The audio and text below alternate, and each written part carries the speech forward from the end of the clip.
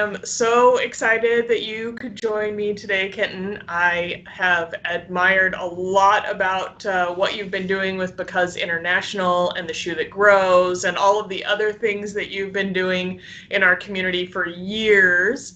So I'm super excited to share you with my small community. So tell the listeners a little bit about you and how you got started with all of that. Well, thanks so much for this opportunity to share my story and our story. So I am a Nampa kid, born and raised right here in Nampa, Idaho. And I never really traveled much growing up, especially outside the U.S.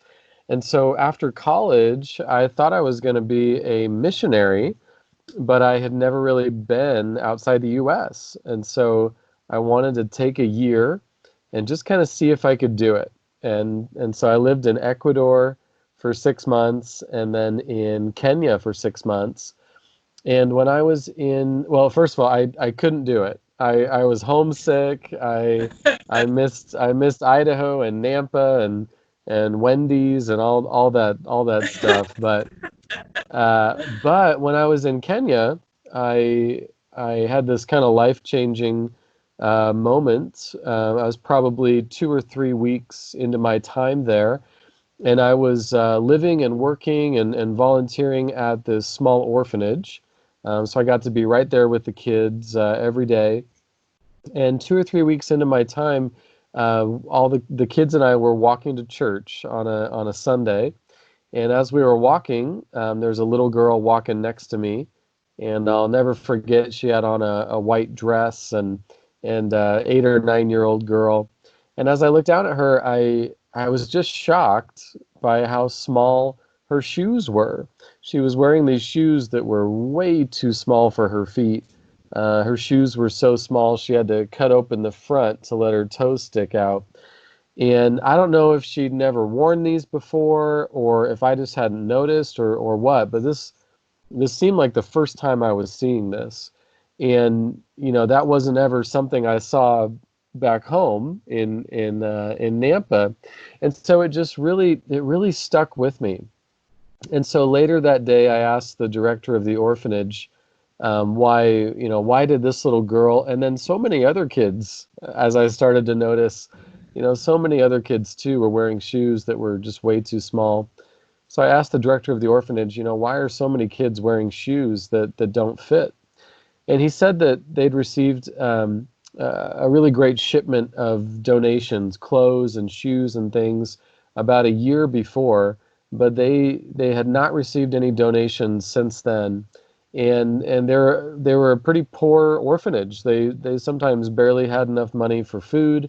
And so he said, we don't have enough money to buy the kids shoes whenever they need them. And he said, these are kids, their feet are growing all the time. Oh, yeah. And and so he said they just have to do the best with what they have. And just right then and there, it's just about the only idea I've ever had. But just right then and there, I thought to myself, wouldn't it be nice if there was a pair of shoes that could adjust and expand their size? Wouldn't it be nice if there was a pair of shoes that could grow? It just seems like that would make sense for these kids in this situation. And so I wrote it down. I'm glad I wrote it down. But when I got back home and I knew I wasn't going to live outside the U.S., I still wanted to do something. I wanted to do something to try to help, try to help as much as I could with global poverty. It just really impacted me. And so I thought, what could my mission be from Nampa? And then that's when I went back to that idea for a growing shoe and officially decided to jump in and try to make it happen. That's how the Shoe That Grows came to be, huh? That's right. That's how we got started. That was about 12 years ago when I had that idea. Wow, wow. And so did you just kind of gather a group of your favorite people and start trying to figure out how you could make this shoe, or was that an idea you had? How did that even Yeah, come to you? great question. So the first thing I did once I kind of officially decided, let's jump in, let's do this. Um, I assumed someone else had already done it, and I thought I'll just connect with them. I'll kind of collaborate with them and try to get the shoes to kids who need it.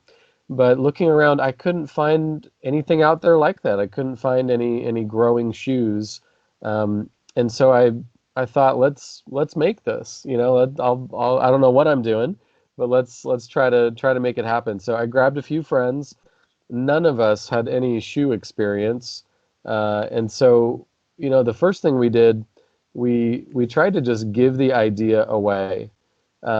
We didn't know what we were doing, so we thought let's talk to people who do know what they're doing. So we talked to probably 30 major shoe companies, Nike, Reebok, Adidas, Tom's. We didn't want any money for it. Like we just wanted someone to take on the project and make it happen. So these kids could have what I thought was a better shoe for their situation. And all of these big shoe companies said no. A lot of them said, this is not a good idea. A lot of them said this isn't going to work. And so that was kind of our first try, kind of a swing and a miss. But so then at that point, my friends and I thought, well, let's just do it ourselves. And so I remember we went to a thrift store and bought several pairs of shoes. We went to Walmart and bought several just kind of cheap Croc kind of shoes, and we went out in the garage and just started cutting them up and gluing them together, and we were just trying to make some kind of a prototype that would at least kind of describe our idea and see if it's even possible. And if anyone is ever in Nampa and wants to stop by our office, you can see the world's worst shoe prototypes. I mean, it was just terrible, the stuff we put together. So we quickly realized we cannot do this on our own. Um, so then we were in this spot where the big shoe companies didn't want to help us, but we knew we couldn't do it on our own. And then through a really roundabout kind of series of connections, we found this really small shoe design company in Portland, Oregon, and we told them our idea, and they just loved it, thought it was great. They totally saw what we were trying to do, and we wouldn't be here today without them. So they jumped in with us. They helped us kind of dig down to find the right design. They helped us make our first prototype. And then here in Nampa, we did some fundraising and had enough money to make 100 pairs of the prototype, and for my wife and I to go back to Kenya and put them in 4 different schools and have kids try them out. So we tested them for about a year, got some great feedback, and then made our first official batch of 3,000 pairs.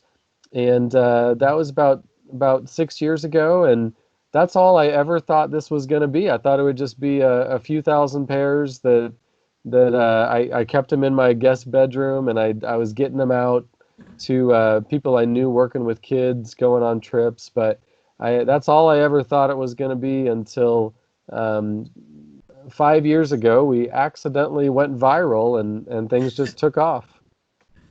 Yeah, that's probably about the time that I heard about you for sure. And just as a matter of fact, it's so funny because I have one of the letters that you wrote to people who've invested with you that actually is hanging on my dream board that I see every day, and it's one of Oh, those little really? reminders that my mission, not just the things that I'm doing on a day-to-day basis, but also that giving back is a super, super big part of the reasons that I get up in the morning and I do the things that I do. So, Wow. Oh, that's awesome. Well, and you have been so supportive, and thank you for that. It's been so cool. Again, I never thought this was going to be more than just a hobby, but it's been so fun for people from around Idaho, but around the U.S. and around the world to jump in with us, yeah. and it's been so fun these last 5 years. And so since we did go viral, we had some great publicity about our story, and things just took off. So since then, we've distributed over 300,000 pairs of the shoe that grows to kids in over 100 countries. And it's an incredible pair of shoes. If I say so myself, it can grow 5 sizes. It can last for years. Yeah. I wear them every day. I've worn my pair every single day for almost 5 years now. It's just been such an unexpected journey, and I feel very blessed to get up every morning and be excited about the work that I get to do.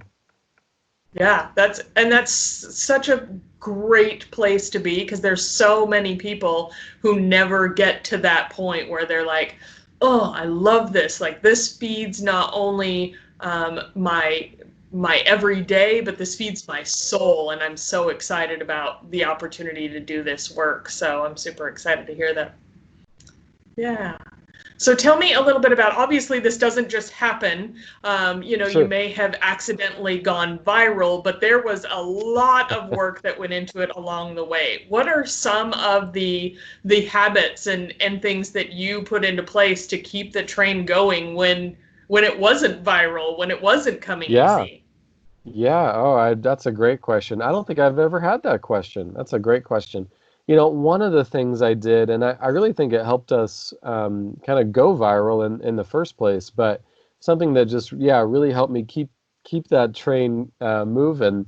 I kind of made a commitment to myself that if anybody was interested in our shoes, I would go talk to them, and so it didn't matter if it was, someone that I knew was probably not going to donate or support us or was going to be a great, lifelong partner with us. Like it didn't even matter. Just if anyone was interested, if anybody wanted me to come share about it, I'm there. I'll talk to anybody, anytime, anywhere about our shoes.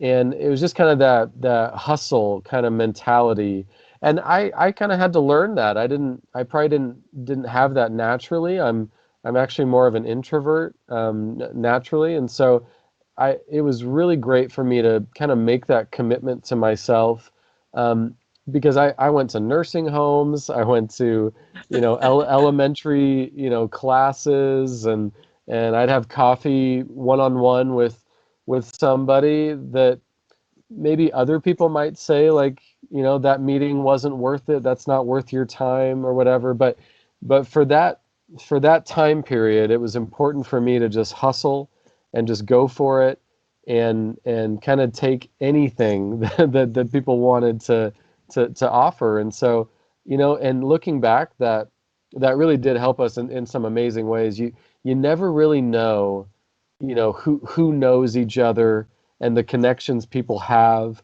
And so, if you treat everybody well, that's just a good rule of thumb. Yeah.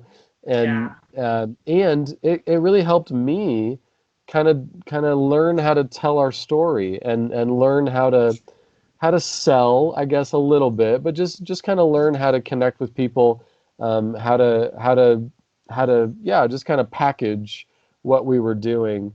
I wouldn't, yeah, I wouldn't have learned that much if I wouldn't have had the chance to tell our story to, one-on-one conversations, small groups, large groups.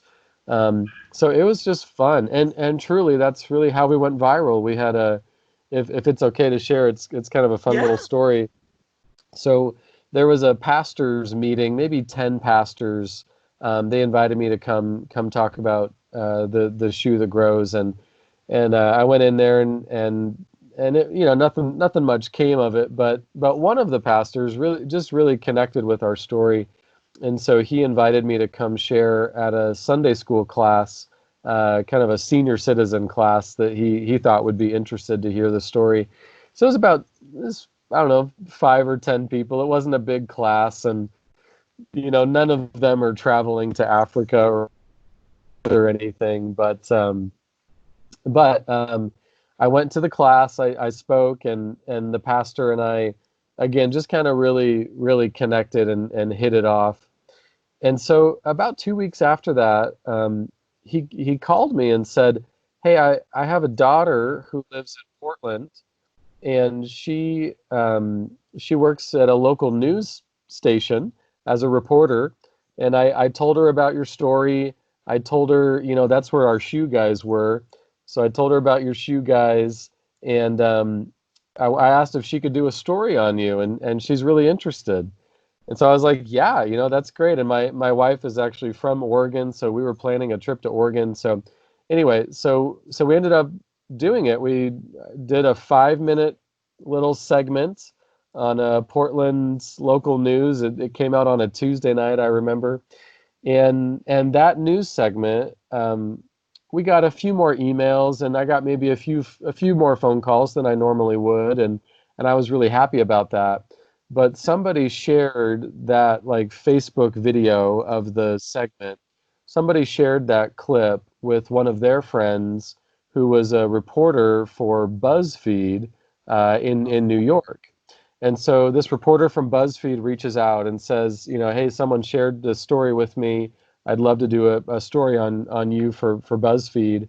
And I think BuzzFeed is still a pretty big website. At the time, it was something I looked at like every day. Like I could not believe that BuzzFeed was, contacting me. And so that story from BuzzFeed was the main spark that kind of ignited our publicity wildfire and made us go viral. And so again, I can trace it all the way back to that little pastors meeting that I went to. But really, and this is something I love to share, if that pastor, and his name is John, if Pastor John, if he would not have gone the extra step, if he wouldn't have gone above and beyond to reach out to his daughter, truly, like none of this is happening. This is still just a hobby that nobody knows about really. And because he did that just kind of started this chain of events. And so it was really fun for me to share that story with him.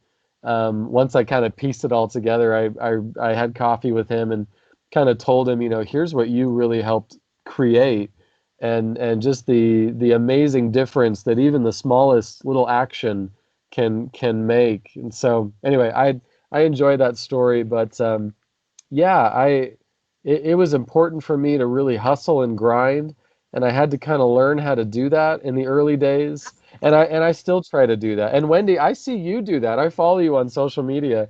You hustle. You are always putting stuff out there and making things happen.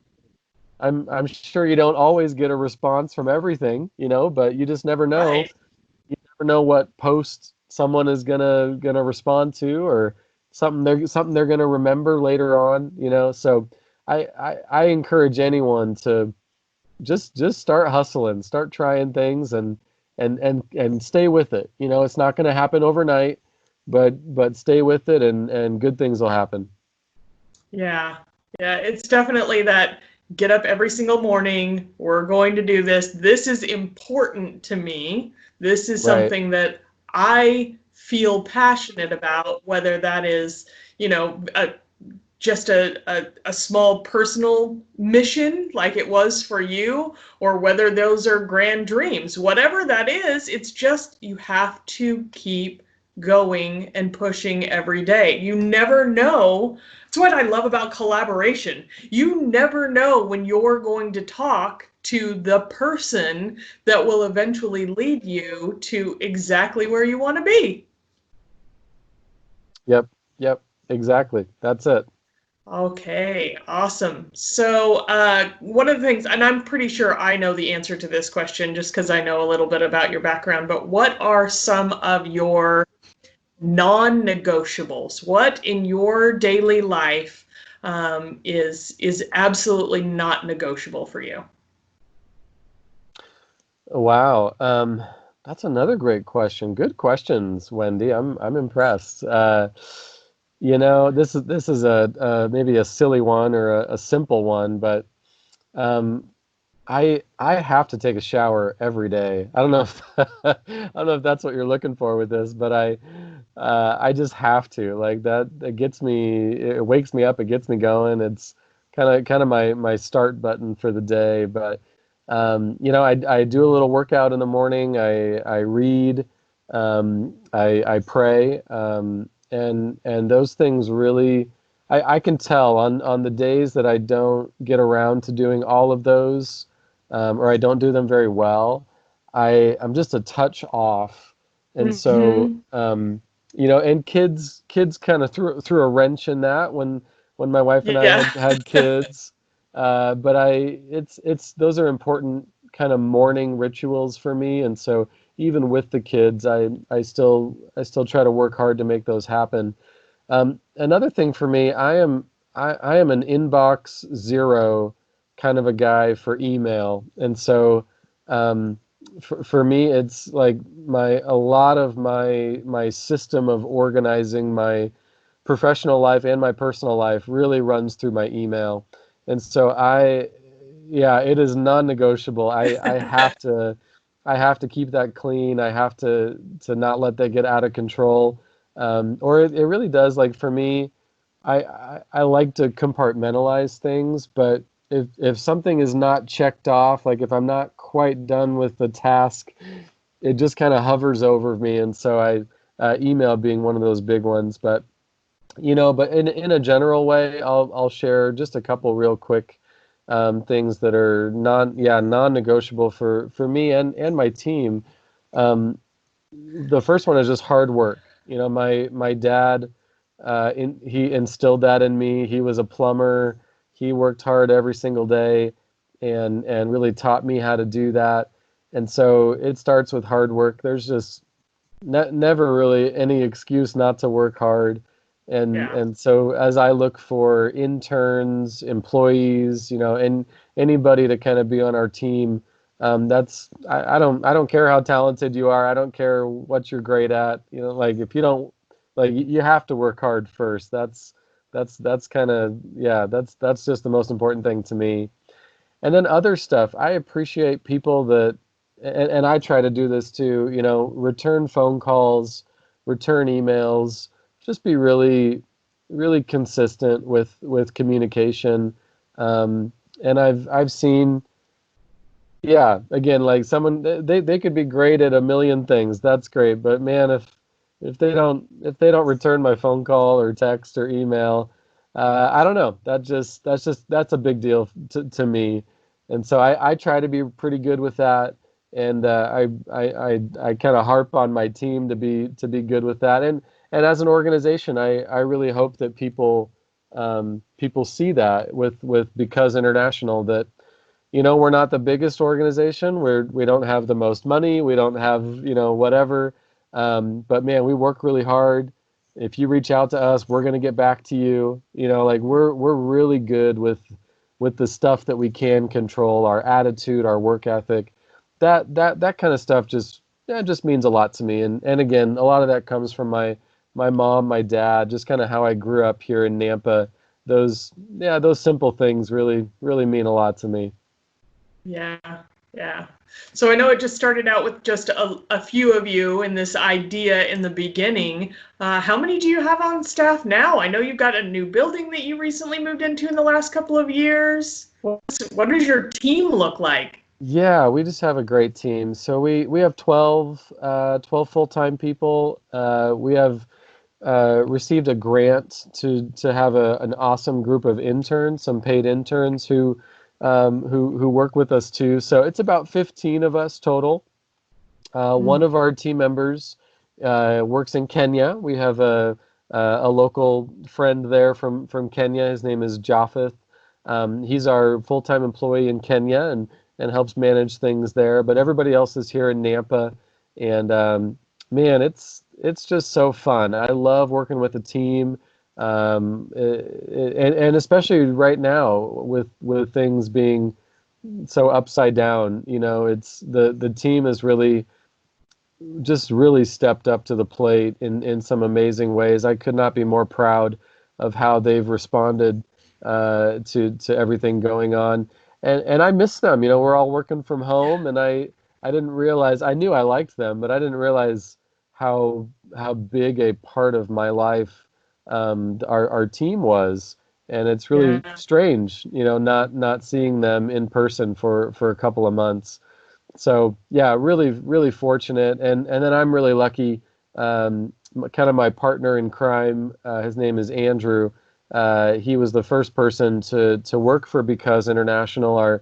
He was our first full-time employee. When we went viral, he quit his corporate job over in Boise to come help me run this, and he was one of the first people I told about the idea. He was yeah, one kind of that original group. So Andrew's my best friend since second grade, and I get to work with him now every day, and so it, just kind of a, I don't know, dream come true in a lot of ways. I get to work with some amazing people, including this kind of lifelong best friend, and we get to work on stuff that we love and that we feel is important. So I'm trying to enjoy this chapter in life. I don't know how long it'll last, but I'm trying to kind of soak it up for all it's worth. Yeah, I love it. I love that. I love that. Definitely having that running partner is a Yeah, powerful piece of the puzzle for sure. I hear that from a lot of entrepreneurs, whether that starts, whether that's a best friend from, school age, or whether that's, actually we had a husband and wife team that they're just sure. like, they click in their business and it runs better because of their strong relationship. I just think those running partners, when you find them, you hold on to them and make that Yeah. the best of your business Yeah, for sure. definitely. And Andrew's so great because everything he's great at, I'm not very good at, and stuff that I'm okay at, he's not great at. So it's really fun. We complement each other well, and Because International wouldn't be here today without him, and so it's just yeah, just I'm so fortunate to be surrounded by a lot of great people who really do the lion's share of the work. I don't end up doing too much. They don't let me do too much anymore. I just go around and talk about it. Yeah, absolutely. Absolutely. So what do you have planned for Because International moving forward? What does that look like? Yeah, let me share the thing I'm most excited about. We really sat down a little while ago to figure out, do we want to just be a kind of a shoe company, like a shoe nonprofit, or do we feel like we want to do more things than just our shoes? And we all felt very strongly we want to do more than just our shoes. Um, and so our lane is really small products. We don't want to go too far from that. We really love using small products as solutions to try to alleviate poverty. And so whether it's our shoes or other products, we want to get these valuable products to the kids and families who need them the most. And then we love the fact that through the production of these products, we can bring jobs and increased economy. Even with our shoes, we're making all of our shoes in Kenya, and we're employing about 15 people to produce our shoes. And so as we looked at that, kind of our next question was, well, where are these new products going to come from? Where are these additional products going to come from? And we really felt like they weren't going to come from us. It's not going to come from me. From Nampa, I don't think I'm going to have any more ideas for products that can help people living in kind of global poverty. I just really think to innovate, you need to be up close, and you need to really understand it. Um, so luckily, there are tons of people around the world living in these areas, and they have ideas. They are creative. They are problem solvers. They are entrepreneurs, and they have great ideas for products that can make a difference. So what I'm most excited about moving forward for Because International is a new entrepreneurial training program that we started last year. It's called the Pursuit Incubator. And the Pursuit Incubator, we are working with really early stage global entrepreneurs to help them get to the next step with their idea for a product that could make a difference. So last year we worked with 18 entrepreneurs. We created an 8-week class online that they go through with our team, and we help them get to whatever the next step is with their idea. Some of the entrepreneurs we work with, they have a great idea, and they kind of need to put a design around it or get to that first prototype. Others, they've got a really good prototype already, and they need to kind of finalize that product and think about how to launch it. And then many others we found, they've already got a great product. They're trying to get it out there, and they just don't quite have the right business model, the right structure. They're just kind of not getting the traction that they want. And so, not that we're perfect, but we've had some good experience these last few years creating a product, manufacturing a product, selling a product. And so we have just loved working with these entrepreneurs, to help them with their idea, with their business. This year, we actually just launched our first cohort of 2020, and we have 10 amazing entrepreneurs going through the training right now. We're just so excited about this. It's like creating lots of different the shoe that grows. Like what we did with our shoes, we're helping other people do with their idea, and I really think that's the future of our organization. We'll always work with our shoes. We love that, but I really think the bulk of our work is going to be supporting these other entrepreneurs around the world.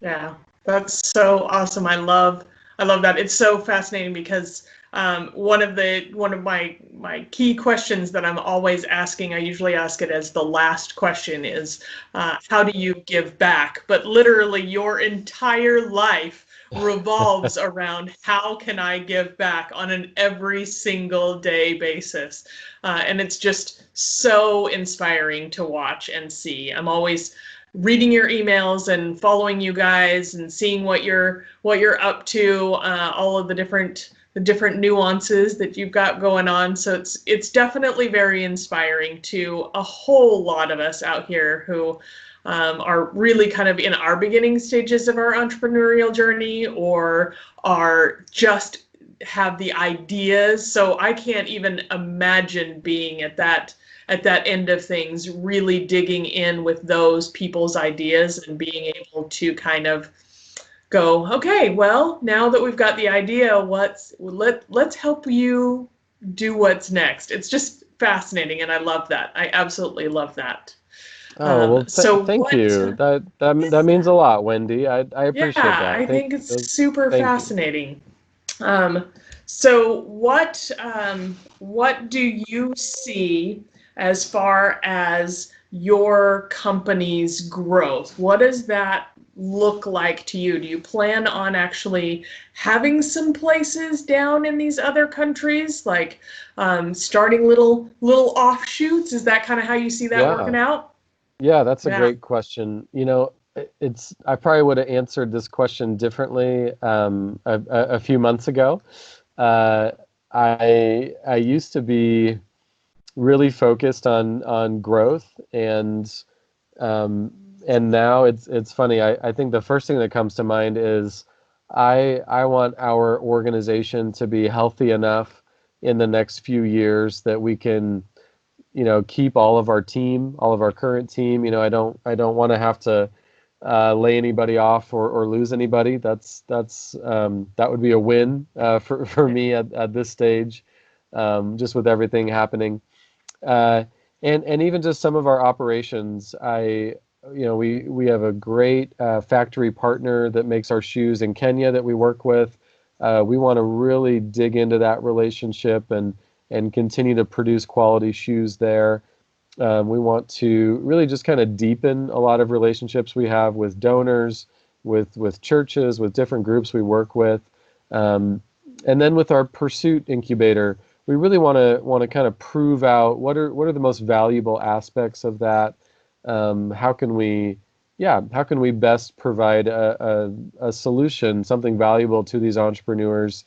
And so I guess in the next couple years, I don't see much kind of exponential growth from Because International, but I really see us gaining quality and depth in a lot of ways. And then at that point, I'm really excited for us to take what we're doing in Kenya, which in the next few years, it should include the production of shoes, the distribution of shoes, and even though our training program for entrepreneurs is online, we'd like to offer some in-person opportunities for classes and coaching, and do that in Kenya as well, so that we would have kind of our shoe product available, our production happening, and our pursuit incubator all happening right there in Kenya. And if we can kind of create a bit of a blueprint for for for what that impact means for Kenya, I'd love to then look at how can we recreate that? How can we take that blueprint and build that in a different country where we can produce our shoes there, we can distribute our shoes, we can bring our pursuit incubator in person. So that's one of my big dreams, is that we can really, yeah, really kind of prove out our model, especially in Kenya, and then take that to other places, and then kind of all of it is powered by this great team here in Nampa, and our great supporters as well. So I'm excited, but I mean, who knows? Who knows what the next few months are going to look like? Yeah. We're trying our best to kind of pivot and respond, and still achieve our mission, but it looks a little different now. So I'm open for anything, but I love thinking about the future, and so many things have happened in the last 5 years. I can't wait to see what'll happen in the next five. Oh yeah, for sure, for sure. Well, tell everyone, how can we get a hold of you and how can we support you? I love talking about this. So the easiest way to find us and connect with me, if you'd like, or anyone on our team, is to go to our website. So uh, because, just like the word, becauseinternational.org is the best place to find us. You could also Google the shoe that grows, and that'll take you right to us as well. And we're on Facebook and Instagram and LinkedIn. But if people are interested in what we're doing and would like to help, one of the best ways to help is connecting us to people that work with kids. That's really the main way that we find our partners, is kind of through word of mouth and people helping connect us to the right churches, nonprofits, Rotary clubs, whoever it might be. If anybody works with kids in a ministry or a program to try to help kids in poverty, we'd love to talk to them to see if shoes are in need. And if shoes are in need, we feel like we have a pretty good pair of shoes that could really help them out. So we love those recommendations and those introductions. Please, yeah, go to our website, reach out to me, reach out to our team. We'd love to help make those connections. And people could always donate. We don't say no to donations, but there's lots of fun ways to do that too. You can set up a birthday fundraiser. You could fundraise with your church or with a group of people with your business. Just lots of different ways. I'll finish with this. One of my favorite things about our team and our organization. We are pretty small. We're still pretty new at this. Um, for us, we love connecting with people. Like we get so excited about an email, a phone call, whatever it might be. We're not so big where you're not ever going to hear back, or it's a bother. Like we just love when people reach out to us to connect. And so for anybody out there who wants to, please reach out. We'd love to talk to you and see if we can connect on something. Yeah, I absolutely love that. I've definitely had that experience. I have actually been in contact with your team. I had your team come out and work with me to share your message to my client base because I Right. felt super passionate about it. So I definitely love to continue to share. I love what you're doing. It is very inspiring, and I appreciate you taking the time to sit with me and chat a little today.